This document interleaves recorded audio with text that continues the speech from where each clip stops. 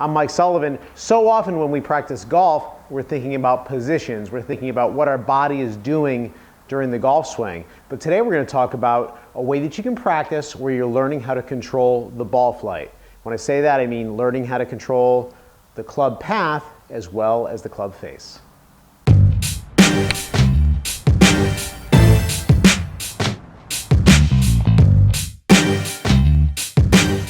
So often when we're practicing, when I talk to my students, they're thinking about positions while they're practicing. And what they're trying to do is they're trying to learn this move that they feel is automatic. But what I'd like to do now is I'd like to talk a little bit more about learning to control your club face and the path that your club swings on so that you can control ball flight. And if you can start to control ball flight, meaning if you can hit a hook on purpose and you can hit a slice on purpose, then you're going to start to build skills that are going to help you play a lot better. So here's one way that we can do it. So what we've got here is I've got a chalk line on the ground that you can go ahead and you can see here. So what I do is I just use one of those chalk line things at Home Depot. And I did this not because it's necessary to practice with one of these lines, but so that we can explain what happens when we hit a draw. So when we hit a ball that for a right-handed golfer starts to the right a little bit and draws back to the left, what's happening is my club face here, as it comes through and strikes the ball, it's actually making contact, usually with a slightly open club face. So it's making contact with the inside quadrant of the ball. And as my club, I'm going to move this ball, as my club comes through, it moves outside the target line a little bit and then closes through. And what's happening is the ball actually stays on the club face for a certain period of time. So the ball, the spin axis of the ball changes a little bit. It is not a dead backspin. It is not the ball spinning backwards like this. The axis of rotation gets angled a little bit, and this would be a ball that would curve a little bit right to left. Just like an airplane. If you think about how an airplane works, when your airplane wings kind of tilt this way, think of that as the axis of rotation. That's going to give us a draw. A fade would go more this way. For a right-handed golfer, starts from left and moves to right. So what we're going to do now is I'm going to work on hitting a draw. And again, I'm thinking about getting that club to go ahead and come from the inside of the target line. The club face is going to close as it moves out to the right a little bit. Now, I just talked about making this be a control thing. So this is something we have to learn. I can't just explain it to you and then have it all work out perfect for you. So we're going to try this. So here we go. After I hit this shot, we're going to look up at our launch monitor so you can see what that ball flight would have done.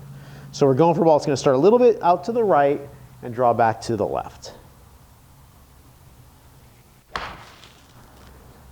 Okay, that ball I believe started right. It's not drawing though. So that's a situation where I did not get my path the way I wanted it to be. Okay, and if you look over at our numbers here, you can see the ball did launch a little bit to the right, but I did not get enough of that path going from in to out to get to draw back. So we're just going to try it again, and this is why we practice. So here we go. So I'm going to get this club coming from the inside with a little bit more of an in to out swing path.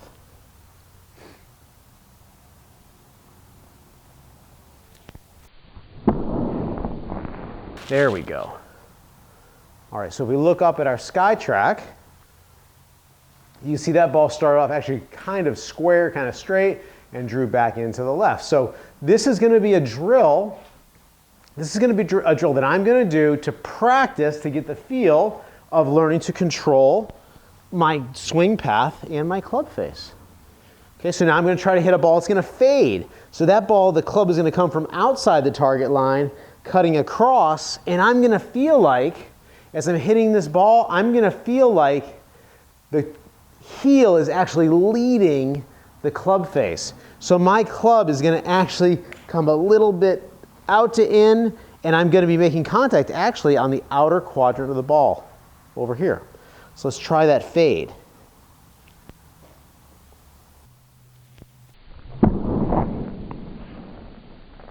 There we go. Okay, so that ball, as we look up here, we're going to see the club face is open relative to the path, okay? And the club face was actually square to the target line, but the path went this way, right to left, out to in, and that put a spin on the ball, made the spin axis tilt to the right, which gave us that fade type of a ball flight. Now you may find as you do this that you are more comfortable hitting a draw or you're more comfortable hitting a fade. So this is good information to have so that you can get on the golf course and you're strategizing how you're going to play.